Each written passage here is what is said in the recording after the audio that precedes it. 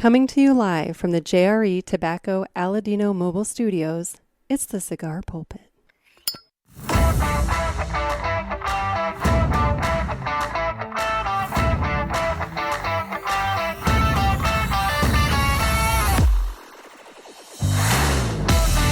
Hello, everybody, and welcome to another sermon from the Cigar Pulpit. I'm the Bishop of the Burn, Nick, and with me today, we got Mike Brinker. How's it going, everybody? How you doing, Nick? Good. I'm doing all right. We are coming to you from the JRE Tobacco Aladino Mobile Studios here at Riverman Cigar Company, Crestwood, Missouri. Yes. Chilling out in the lounge. On a beautiful Saturday. On a beautiful Saturday. A little chilly. Chilly. Slight chill, but tomorrow's going to just be beautiful. Well, it's chilly in regards to what we've been having. Yes. But normally 50 at the end of February would be a welcome temperature. I'll take this all day versus snow and ice and shit. But anyway, today we're firing up something that neither one of us have had before. We're going to fire up the EP Carrillo, the Platinum Bash. Now, this is the cigar that was made for Ernesto Perez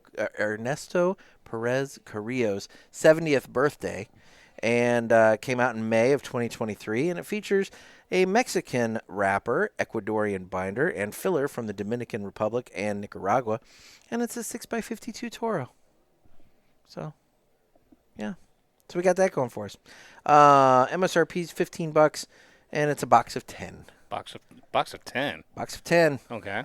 Yep. Nope. It's a little box. So, anyway, so it's time to go ahead and cut the cigar, and the official cutting is brought to you by Dan the Man Ponder here at Riverman Cigar Company of Crestwood, Missouri. And guys, if you want to try this cigar, Dan's got them. He's in fact got a whole box up front. He must have had two because these were like kind of in the lid of the box, like standing up, like so they were extra, like extra that he opened a box. So there's a whole box of 10 sitting up there in the front as we record this right now. So if you hear this and you think this is a good cigar or want to try this cigar, you can give Dan the Man Ponder a call, and he does mail order. He can get cigars shipped to you right away. And if you're in the St. Louis area, you can just swing on by and just pick one up, say hi, and chill out in the lounge and enjoy yourself. So, you got that going for you. But, and if you do pick one of these up, you're not going to see us fight with it, but it has a ribbon footband, which is a pain in the ass to get off. Yeah, the tape on this thing is ridiculous.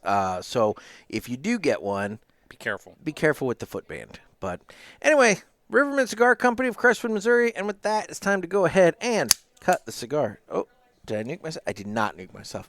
I was worried.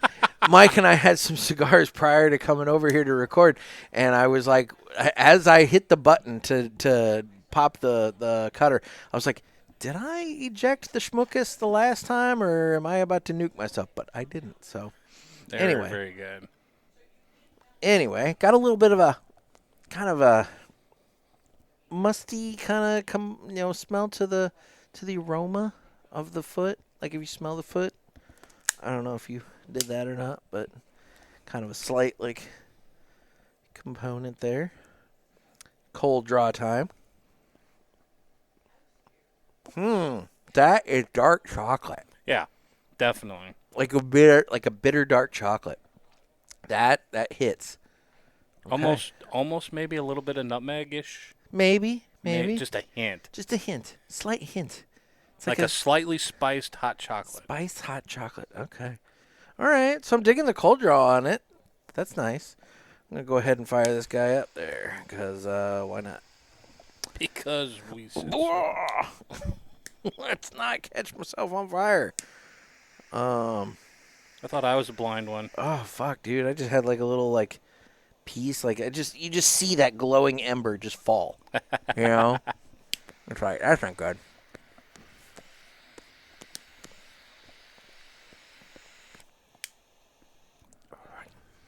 All right. So we got the foot lit there, and by God, we're rocking and rolling. So, Mike, how the hell you been? It's been a minute. I've been good. Been busy. Yeah. Just family stuff and everything going on. I get it. We had the holidays and everything. I can't even remember the last time we filmed. I know. You know what? I can tell you. I keep a running list. I'd say it was sometime in December. So that I know this. There we go. There we go. I can tell you. This is riveting for everybody. They're all just like, whatever. January 2nd. Wow. January. You were on the. Well, I think we filmed though. I would say we probably in filmed in December. December. Yeah, but it was the January 2nd episode. Yeah, because you were trying to get a few in the can for the holidays. Yeah, I was trying to get the holidays all caught up and everything. Boy, that was nice. Right before the holidays, I had everything kind of caught up, and then right before TPE, I had everything caught up, and now I'm back to like scrambling before each one. Like, what am I gonna do? So I really need to get on the ball with sending out invites to guests, and getting things scheduled. Which is going to be hard with PCA in a few weeks. No, I was gonna say the next 3 to 4 weeks. I'd say next month, quite frankly. I'm going to be kind of scrambling to find it won't be really insiders in the industry because they're all going to be wrapped up with going to Vegas. This is true. I will say, for those people who listened to the last episode that I did with Ken Clarich and Trey Mack, and we were talking about PulpitFest and everything going on down there, August 23rd through the 25th in Palm Coast, Florida, at the Ash and Ale. I was talking to Ken. We talked a little bit after the recording, and then I was talking some more. And there's some really fun and exciting stuff that we're plotting and planning, and whatever. And so I'm teasing. I'm teasing this right now. But for those people. And Mike, you went to PulpitFest last year and everything. I mean, like, for those people who have been before, it's going to be nothing like previous years. Right. Like, I'm amping this up big time. So it'll be fun. Like, we're talking like scavenger hunts. We're talking like all kinds of things for fun and fanciful prizes. And it's going to be a hell of an event is what we're actually putting together here. And it sounds like, and I'm not going to name names or anything because nothing's set in stone, but you're going to have a lot of guests. Well, I will go ahead and name I've already named the first celebrity guest, that Jerry Pulaski himself will be present and accounted for at PulpitFest. So as I told those guys, he's going to hitch a ride Cape Fear style on a bus from Wisconsin down to Florida, strap himself to the undercarriage of the bus and ride down. But I will say that I have sent a text and I've gone back and forth with Renee Castaneda from Villiger Cigars. And Renee had those days wide open on his calendar, and now they're booked. So that's good. I will say now that Renee from Villiger is currently scheduled to appear at PulpitFest 2024 down in Palm Coast. And let's just say, considering everything Renee did for you with this past year's PulpitFest, right? Not being present, it's going to be something off the wall with him there. And he's such a nice guy. He's just a genuinely nice guy. And, everybody's going to love getting to interact and meet him and everything. It's going to be a wonderful time. So there you go. So you got Jerry Pulaski and you got Renee from Villiger. So who else will be there? I don't know, but it's going to be a party. So I am working on getting a registration page put together. This is something I wanted to announce. So we are going to be asking, and I'll let everybody know when it's live, but I am going to be putting together a registration page for it. So you'll have tickets, but I'm not charging anything. It's going to be free. Just for head count. But we need it for head count. We need it. We unlike past years where we kind of winged it, got to have the head count this year. So we are going to be having an official registration page. You are going to have to register. Technically, you're going to have like an e-ticket kind of thing, but that's so that we know for gift bags, food, tabletops, that kind of thing. Yeah, exactly.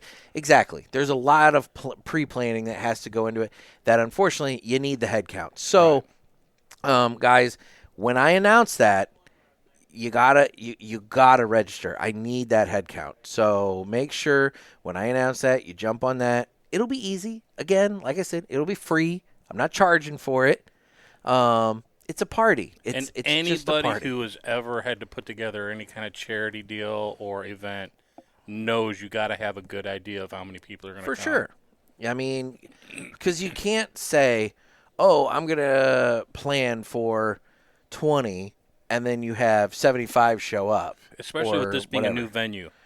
A whole new venue Right. and a whole new audience of potential people coming. I mean, Right. that's the thing. Taking this down to Florida like this, that opens up all of my Florida listeners that maybe couldn't make it before. And it's really more of a vacation Precisely. situation, vacation time. Yep. Late summer, people might be getting in those last bits of vacation. It is dangerously close to the start of the school year, which I am a little concerned about for people and their ability to attend. But, it's a weekend, and the kids aren't going. Right. So, just And be as like, much as I love St. Louis isn't exactly a destination compared to. right, I'd much rather have the beach Florida. and the ocean breeze and, and all that. And, I mean, I haven't looked, but maybe look at the calendar from NASA to see if they're planning any launches at that time, because the cool part about Ken's Place is it's close enough to Cape Canaveral that you can actually see the launches Really? when they do them. I mean, it's further out, so you Right. see this little light up blip in the sky going up, but it's like, hey, that's a rocket, Something you don't see every day when you're not around there. Precisely, and it's nice. And like I was saying, you take that drive along the A1A, in the late evening when the sun's going down, and you get that ocean breeze. It's just pretty. It's just pretty. Now, admittedly, it's going to be warm because we are going down there in August, which, that's something that is kind of an unusual phenomenon for me to wrap my head around. Around here, things get slow in the wintertime. For him, in the summertime, things get slow because it's so much warmer. So it is going to be, warm during the day. I might wear a T-shirt. You very well may. I mean, Mr. Freezing over here, But the evenings, they're saying 80s, maybe 90 at the highest in the evenings. It's Florida, but if you're enjoying yourself with a cigar and getting to meet everybody, it's going to be fine. Yeah. Precisely. That's what alcohol's for. Well, and that's the other thing. That's the other reason we need the head count. So Ken's Place, it is beer and wine only. And due to his, and I'm just going to put this out here right now for all of you parishioners that are thinking, well, I could bring a bottle. That'll fuck with his liquor license, so don't do that to the man.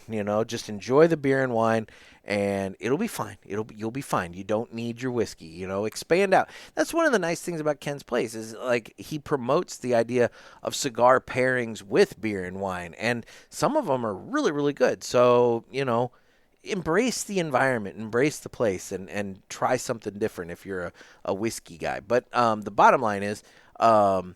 That's the other thing we need a head count for, is for him to reach out to his distributor to place orders for drinks and things of that nature. It's like, how much do I need to have on hand? So anyway, the bottom line is I will get a registration page put together, and we will be able to start getting a head count put together for that. So Awesome. Anyway, early thoughts on the Platinum Bash here? I'm just a little bit in. I'm about, 3/4 of an inch in. Just the tip, see how it feels? Yeah. Okay. Nothing overwhelming. Mm-hmm. I mean, it's smoking good. It's burning great. Oh, there's some spice on the... Oh, Retrohale. It snuck up. Spice on the retrohale. Definitely some pepper on the retrohale. But on the... You're right. On the actual cigar, it's just kind of... It's there. It's there. It's a cigar. I mean, medium-bodied so far, maybe? I mean... I'm really getting the feeling that this might be one you put away for a year. Let it kind of simmer. Mm-hmm. Yeah. And then smoke it, and it'd be like, Damn, wow. That's what I should have brought you today, is one of those Warhawk Rebellious that I had on the show. That was a fucking treat, man.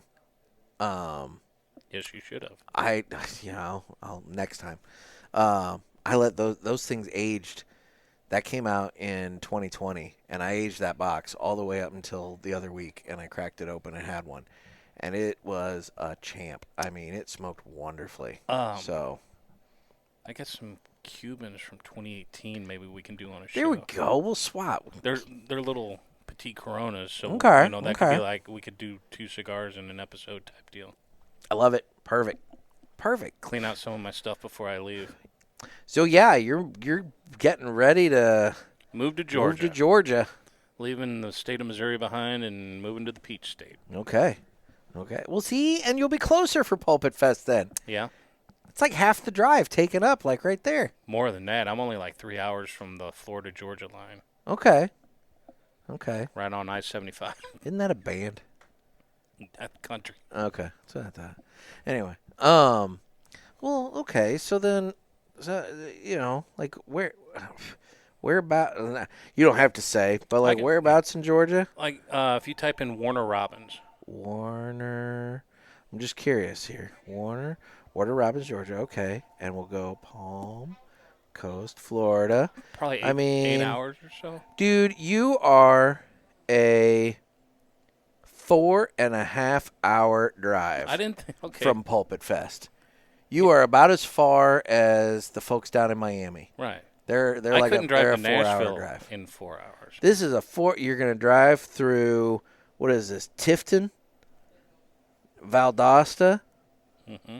You'll go over to Jacksonville, and once you get to Jacksonville, you're south. an hour north of Palm Coast. You just take the A1A or whatever, or no, 95. You take 95 from Jacksonville down to Palm Coast, and you're right there.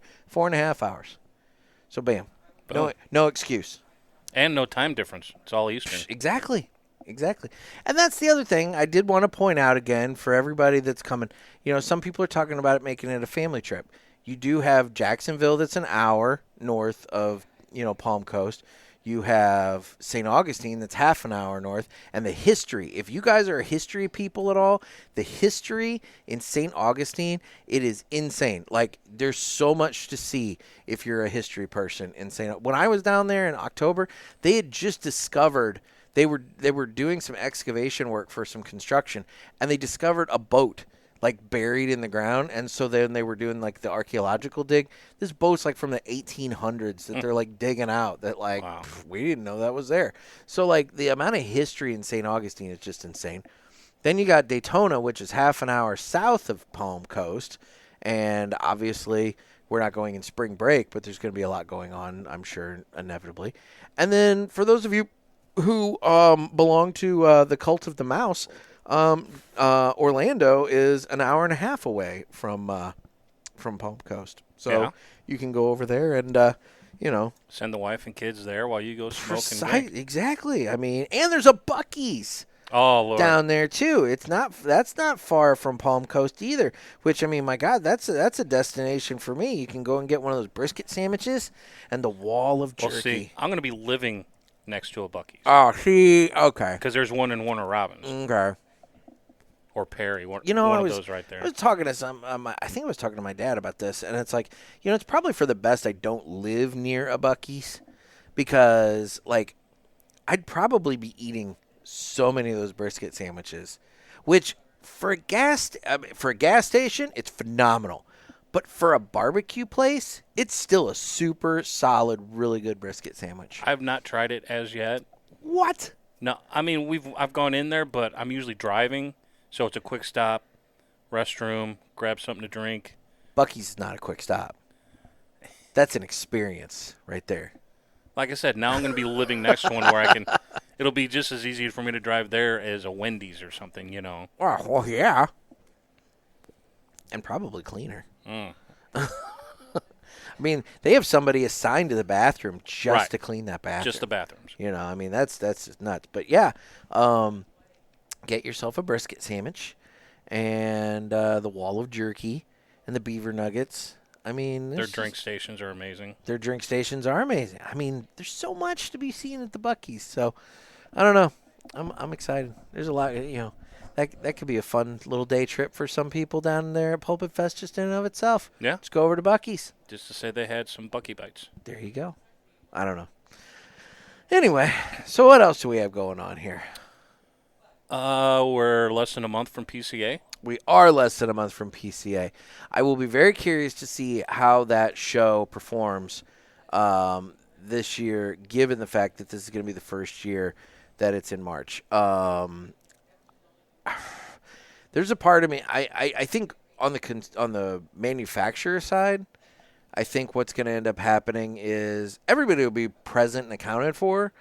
I think there's going to be some brands that don't really have anything new to announce, or if they do announce it, it's going to be one of those things where we're announcing it, but it's not going to be ready until like September, There's October. not going to be any try this. Yeah, there's going to be no samples. No.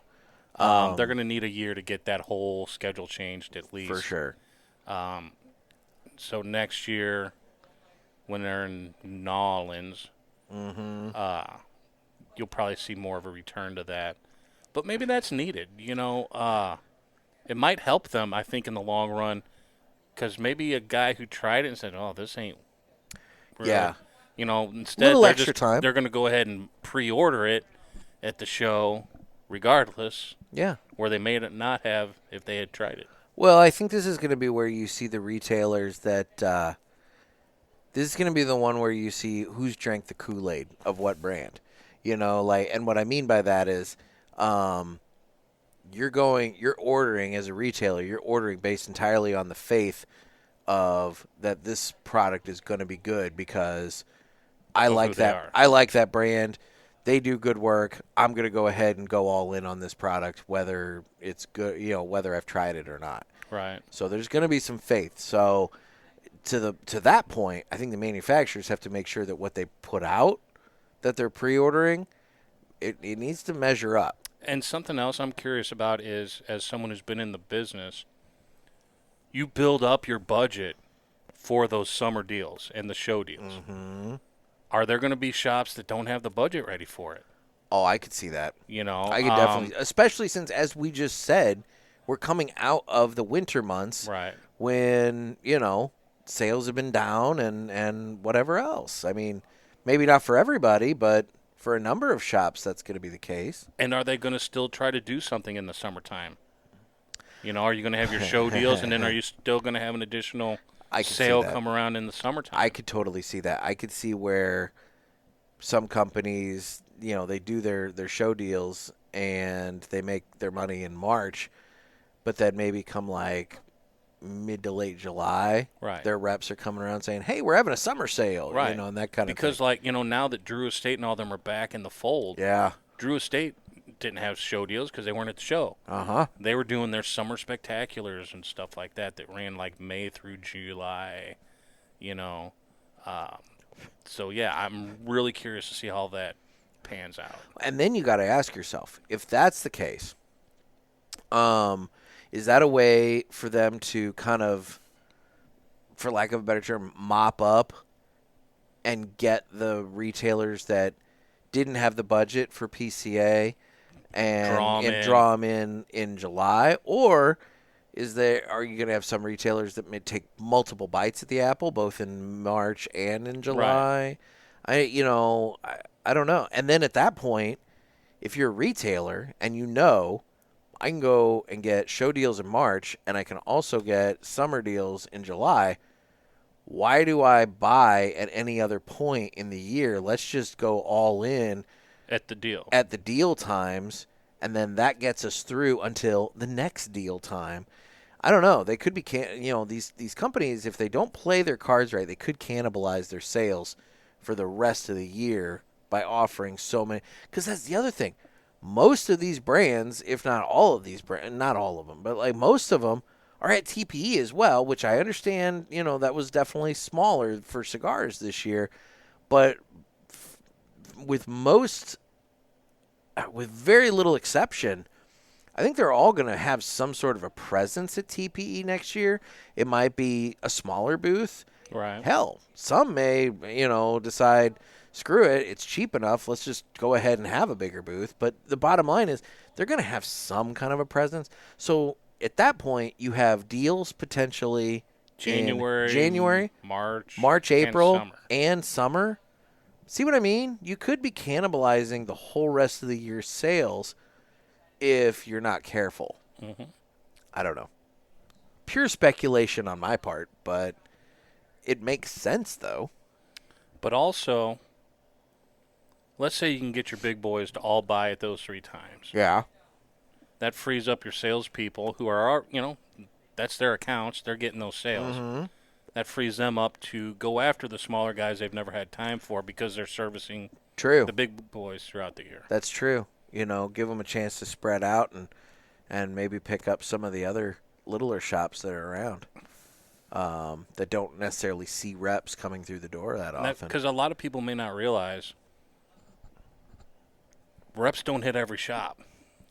No, I mean, well, they have to figure out their time. I mean, Right. like Missouri's a good example. You go down south to like Cape Girardeau and like the Boot Heel and all that and Heck, everything. even St. Louis. People that would come see True. us at my shop Yeah, wouldn't come here yeah, because, well, they just don't buy enough. I only can hit X amount of stores. yeah. Well, if your big boys don't need to be handheld, you can hit all these small can hit shops, the and littler maybe ones. make them bigger shops. Yeah, yeah.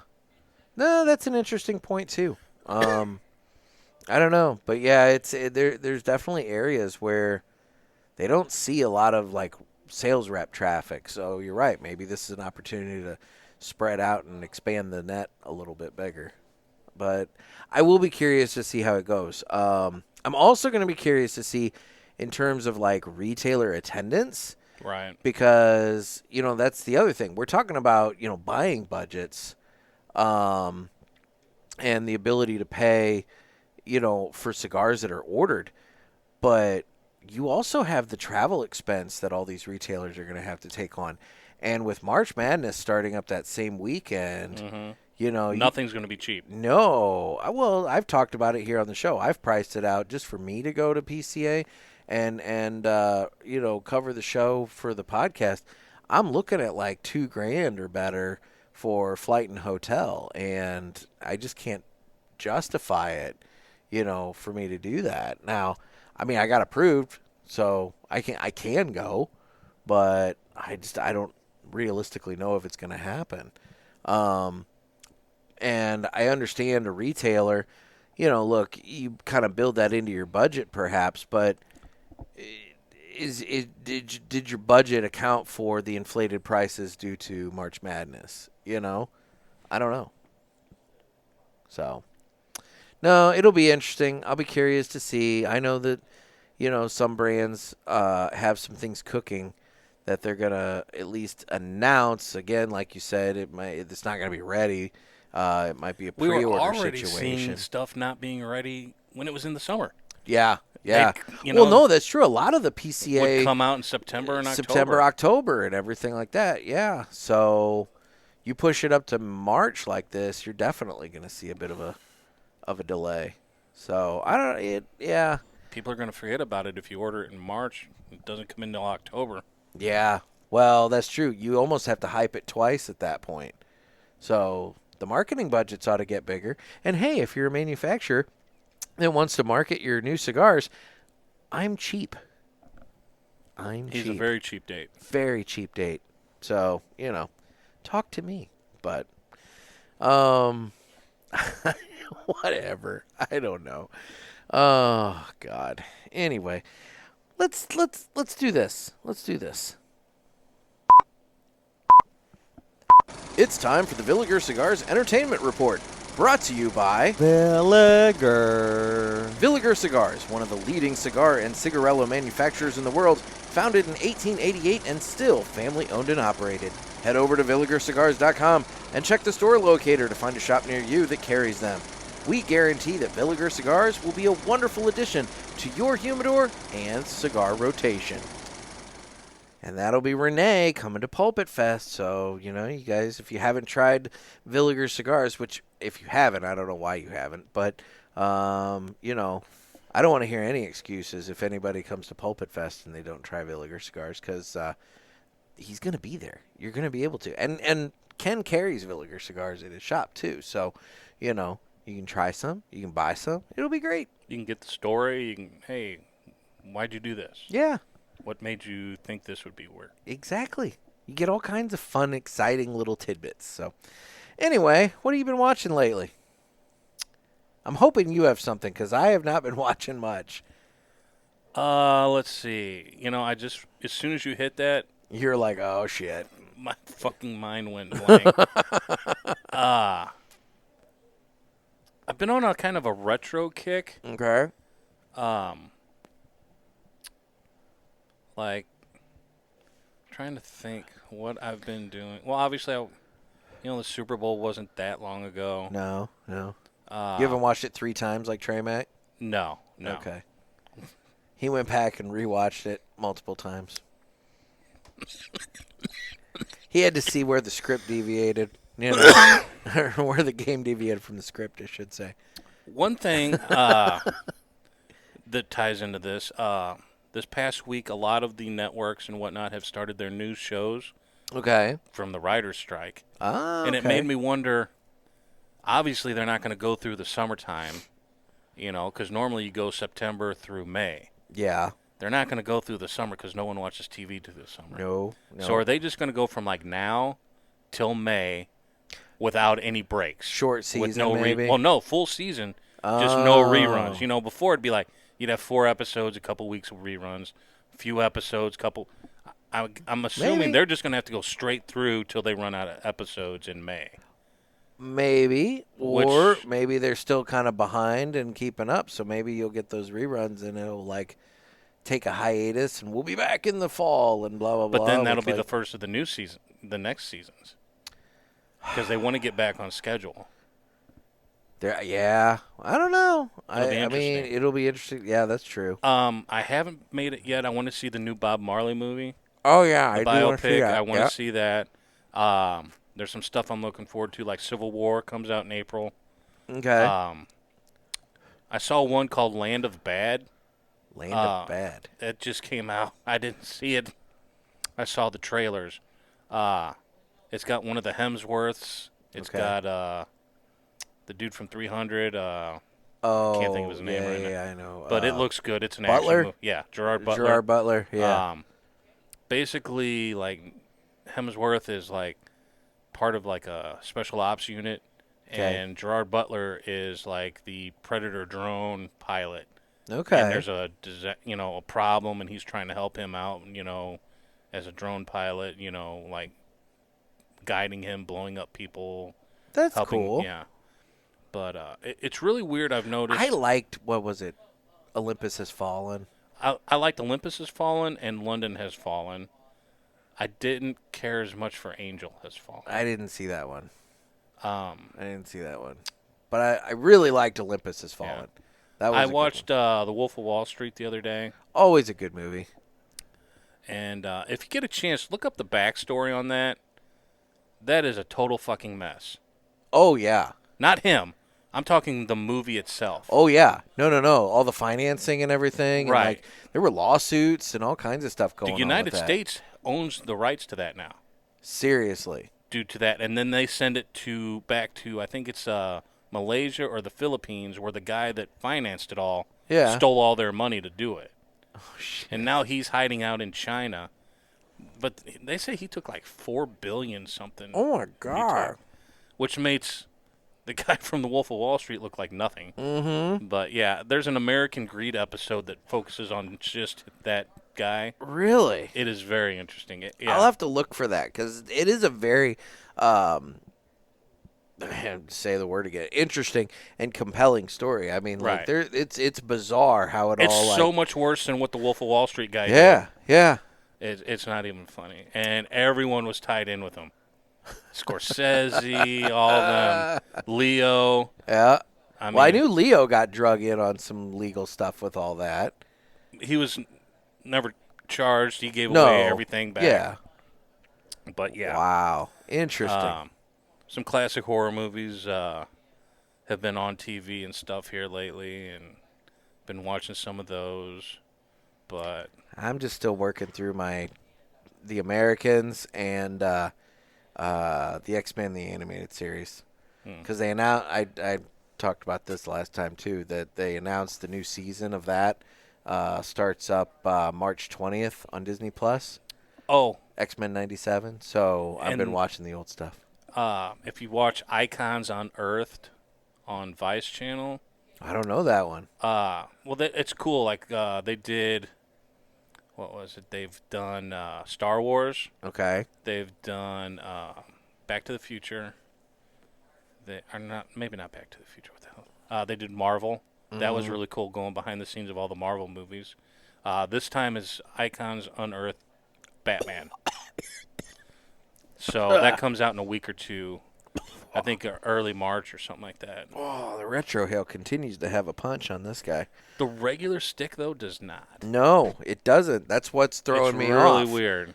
It's like I'm like smoking it, and I'm like, it's kind of. It's there. It is there. It's not.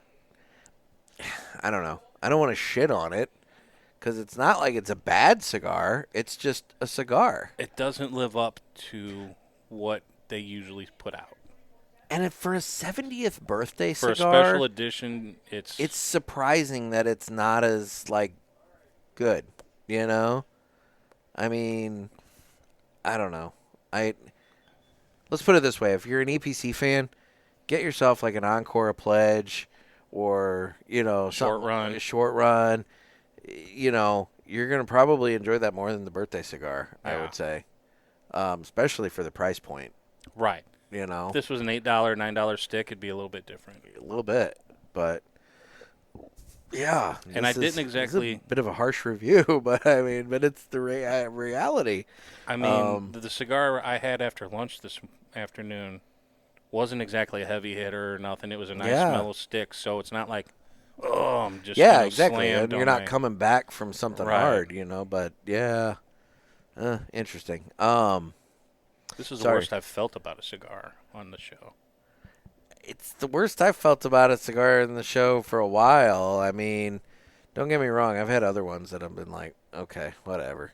And that's the thing. I don't want to make it sound like, look, we've said we're it just once. two guys. We said it once. We'll say it again. Like, we're living in a golden age where, like, in terms of cigars, like, bad is relative. It's not like it's, like, bad. It's just not as good as other things, That they make. Yeah, exactly. That they make. So it's one of those things where, like, a special edition, all that, you would think it would be a little bit more pronounced. Yeah, it's kind of sad that, like, it's not as good for the birthday. But anyway, yeah. So, I'm sorry. I think I was interrupting, like, the Villiger segment there. I don't know. Did you have any more? Not really. Okay. All right. Well, that's fine. Well, why don't we now? I watched the Daytona 500 last weekend. Oh, yeah? Yeah. I didn't. How was that? Once they finally ran it, I heard Monday evening. It got delayed, right? Yeah. Yeah. But it was all right. I mean, it's NASCAR. You Yeah. know. I'll be looking forward more to the Indy 500 coming up in a month or two.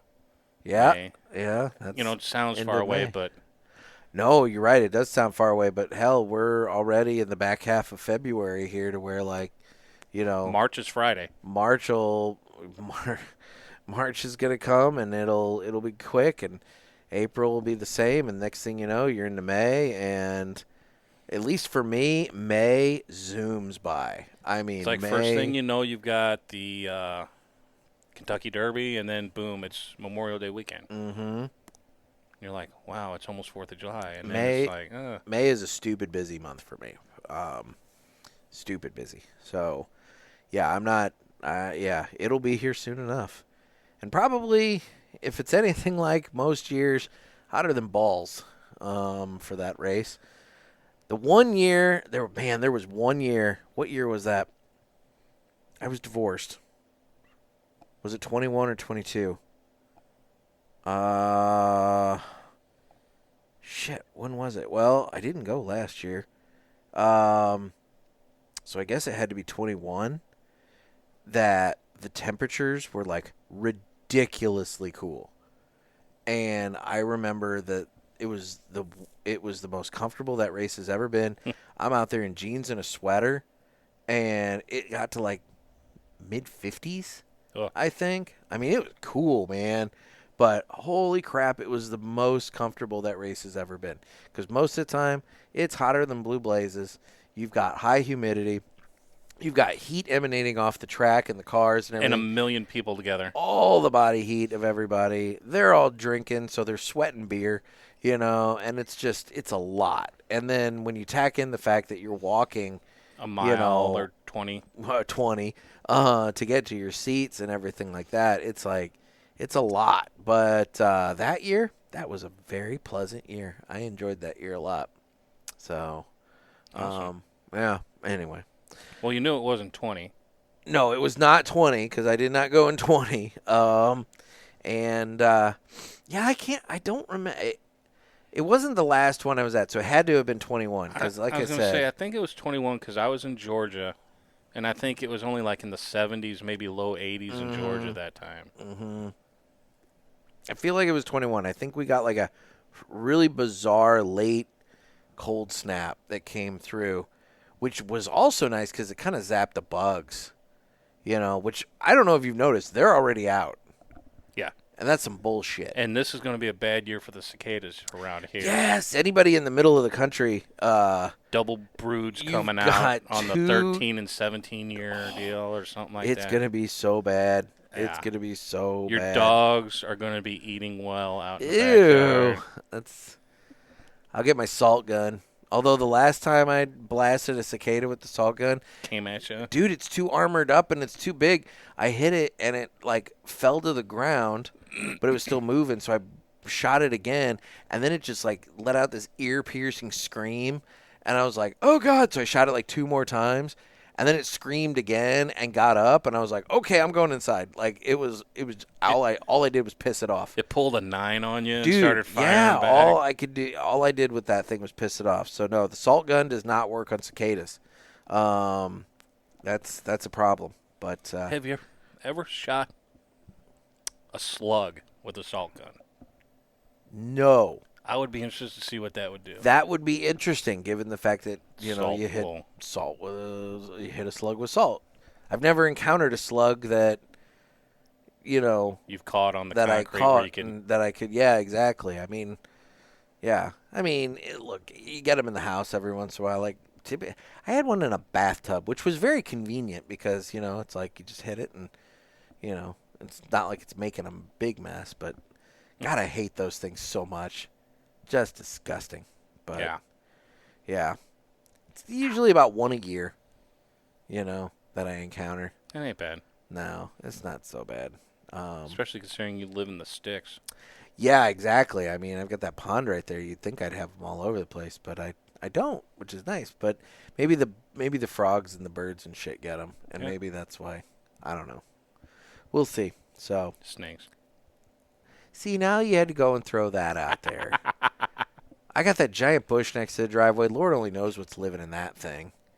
Although, I don't know. Maybe my landlord, since he's trying to sell the place, might actually get that thing taken care of. So overgrown and huge. I mean, it might be easier for him to sell my place if it's like not looking like garbage. But I'm sure he's thrilled that I've got that red ice tent sitting under my carport, just chilling out there, Dude, I had the realtor come by. I'm gonna vent for a moment. So the last time, I don't know if I mentioned this on the show or not, but so last week, but we're recording this on Saturday. It was yesterday, so Friday. The realtor for my place came over at 10 o'clock in the morning to take pictures. Admittedly, I was not thrilled about this. Now, I cleaned up my place really nice, which if there's one benefit to him coming over to take pictures, it's that it forced me to pick up and clean up. So my place is actually looking cleaner than it has looked in a long time. I don't live in filth and squalor, but clutter tends to happen sometimes, So I picked up. So it's nice. So this guy comes over at 10 o'clock to take pictures. First of all, he's 10 minutes late. That ain't bad. I figured you're going to say an hour or two. No, he was 10 minutes late, which I was a little irritated because it's kind of like, dude, if you're running behind, shoot me a text message. But whatever.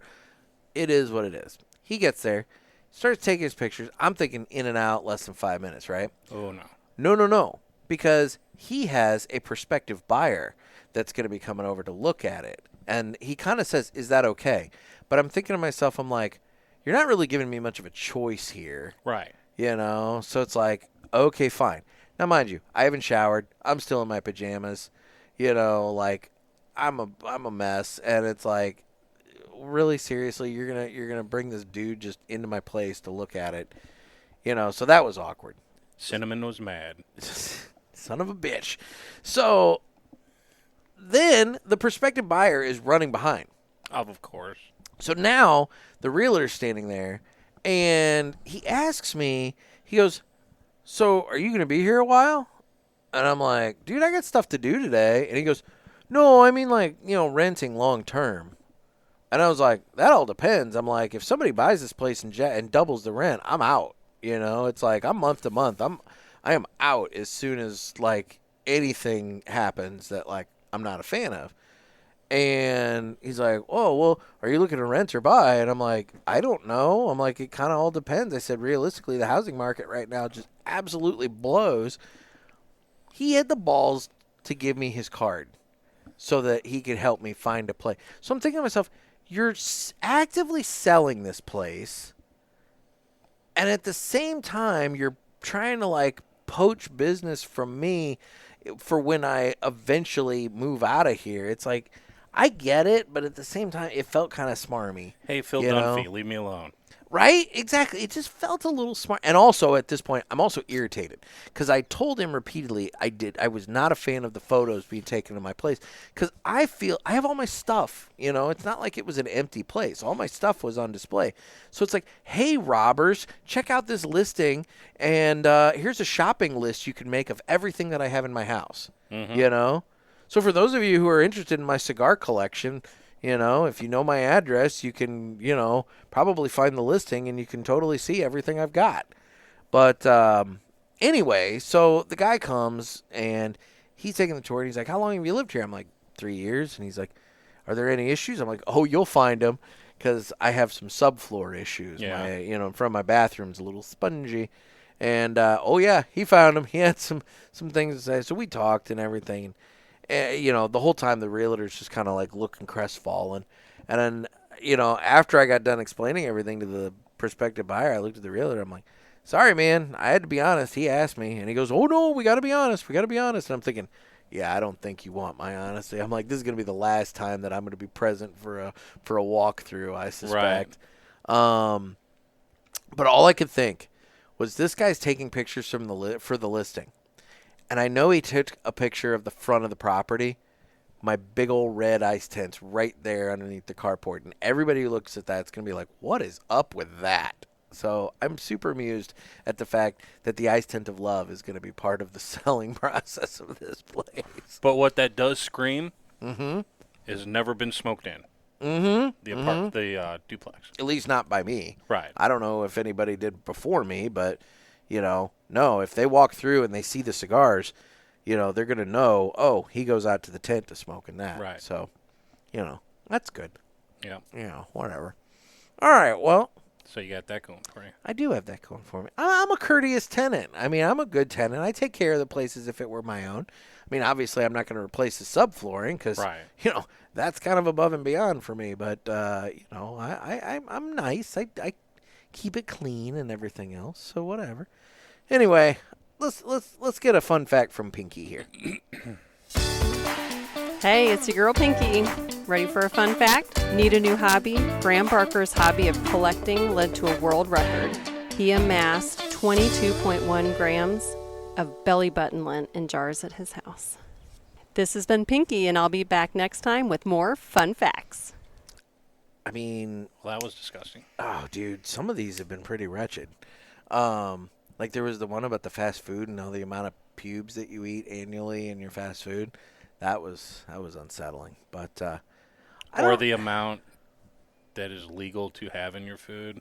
It's like it happens so much that there's an FDA legal amount. No, that's a messed up thing. Whenever anybody actually really dives into it, when they start realizing what is actually legally allowed to be in our food, because whatever, it's like I don't know if I said this on the show or talked to somebody about it, but like, the dust in the cereal bag, the crushed up cereal in the bottom of the cereal bag, dude, you don't want to eat that because not only is it crushed up, but that's where all the bug parts settle, Yeah. So like, I don't eat the bottom 1/10 of the cereal. I don't like the dust because when it gets in the milk, it turns to like that concrete kind of paste. Yeah, it's no good.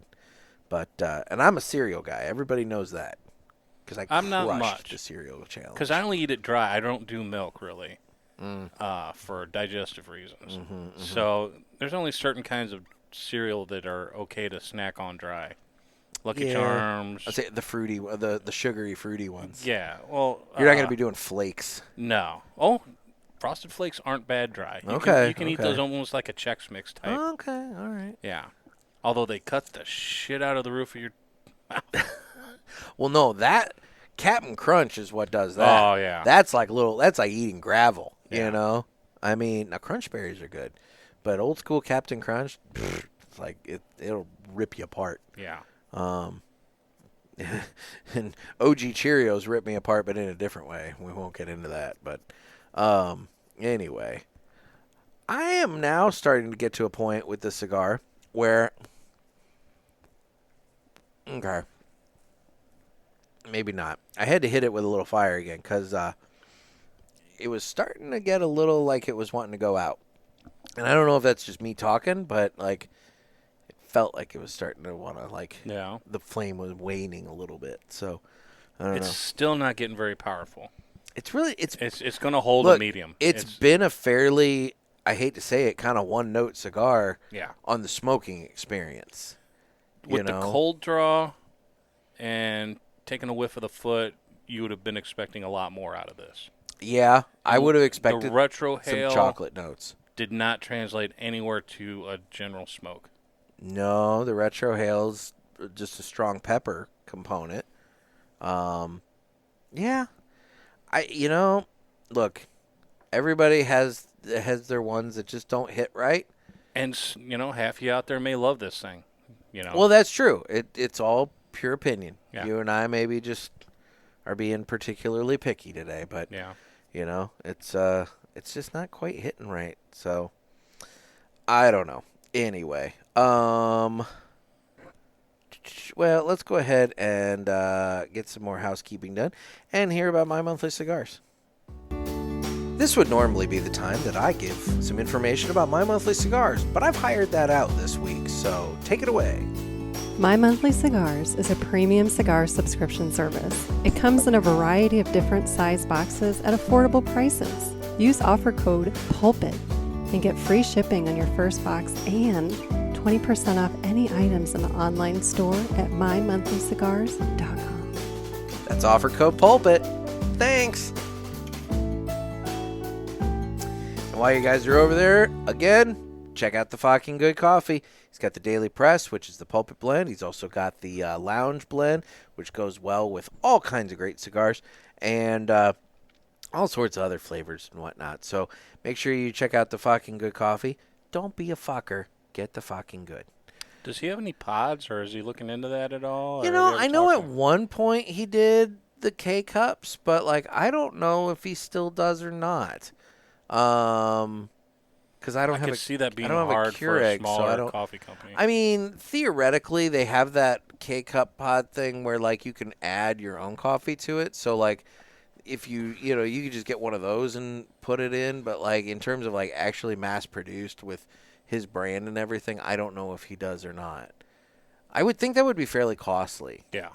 All the plastics and everything else. But I'm not entirely sure. I should probably know that, since Way to I'm put you on the spot, huh? hyping him up and everything, but whatever. So, yeah. Way to put me on the spot there, Mike. Anyway, so social-wise, I'm available on Instagram at the Cigar Pulpit. I'm also on Facebook where we have the Pulpit Parishioners group, and then there's Twitter/X and YouTube where you can watch this, and then I think that's it. That's really it. Where are you at, Mike? Anywhere? I'm I'm a member of the parishioners group and all that, so you can hit me up there if you guys want to. But yeah, I don't really do a lot of the socials. I'm technically on Facebook, but I don't really do much with it. That's fair. I mean, I'll be honest, if I didn't have to promote stuff, I probably wouldn't, be on some of them. I like the scrolling and looking at the pretty. Instagram used to be such a better platform when it was just pretty pictures, the minute they started doing TikTok Lite with the reels and everything like that, it really did. I mean, don't get me wrong. I fall down rabbit holes where I watch a shit ton of them. But at the same time, I like the pretty pictures. I got something real quick. Okay. If your local shop owners are going out to PCA in a few weeks and they feel like sharing their thoughts on the show, let us know. Good call. That way we can get people from all over the country, hey, what did your local shop owners think of the show this year? With the new date and everything, what was their experience? For sure. If some of you somehow are managing to go, let's say you work for a shop or something. And you want to let us know. You can be anonymous if you want, too. Yeah. Just let us know. You can contact Nick or do the PulpitFest. Shoot me an email. My email address is nick, N-I-C-K, @cigarpulpit.com. And you can shoot me an email and tell me, hey, I'm going. I'll do something. You can shoot me an email with, your thoughts about it. You can, hell, if you want to record something, you've got the voice memo recorder thing on your phone. I mean, theoretically, you could record something and send me the audio file, and I can play it if you want. I don't know. I mean, if that's the case, don't make it, forever long. But, right. But, yeah, no, I mean, we can talk. So, yeah. Or if you know a shop owner who goes and who would like to come on the show and give their thoughts to the show. That's true, too. Nick's, I was saying. Always welcoming people on. I'm open. Especially a shop owner, dude, I do 2 of these a week. So, yes, if people have people that actively want to come on, then I'm all about it. Because, sometimes it's one of those things where I reach out to somebody and they're like, oh, yeah, I want to do it. And then, I never hear from them again. And it's like, well, evidently they didn't want to do it or, whatever. But no, if somebody wants to come on and talk about it, I welcome the idea of having, roving reporters in the field because there's a better than average chance that I'm probably not going to make it to PCA, even though I was approved for a media pass. So, given that, if somebody's going, I'll take the report from the field. That'll be good. Yeah. So, yep. Good call. Look at the big brain on Mike. My God. Not just a hat rack. All right. Well, I guess it's probably time to give final thoughts on the EP Carrillo Platinum Bash here. I think we've bashed on the cigar, quite frankly. I've smoked it. I probably won't smoke another one. I generally love EPC cigars. I think very highly of the Pledge and the Encore and literally the La everything Historia. else they have. The Allegiance I think is a little lighter than the Pledge and the Encore, so that one doesn't hit me nearly as well as those two do. But it's still a fantastic cigar. I don't think look, those obviously both won some awards with Cigar Aficionado. I think those are well earned. I can't necessarily say that for all the cigars that get the top spot of Cigar Aficionado's list, but I do think EPC. I think some of the other reviews of this were well earned too. Yeah. Yeah, if anybody does some reviews or review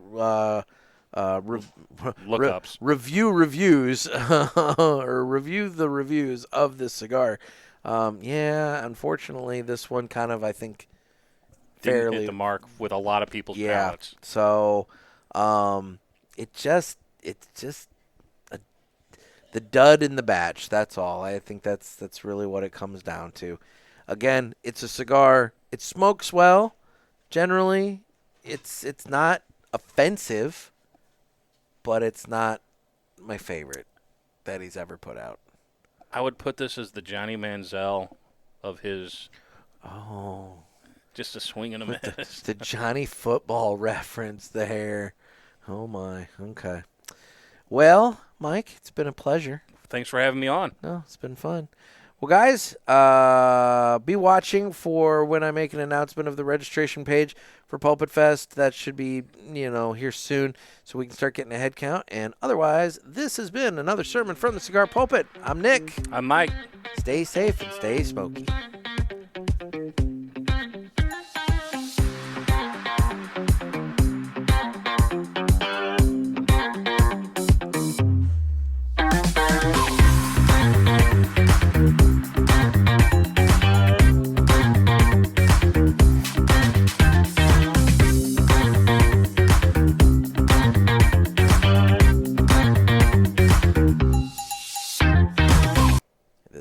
good. Now we can go make fun of Miss Cindy with her. Yeah. Yeah. So, all right. Later, guys.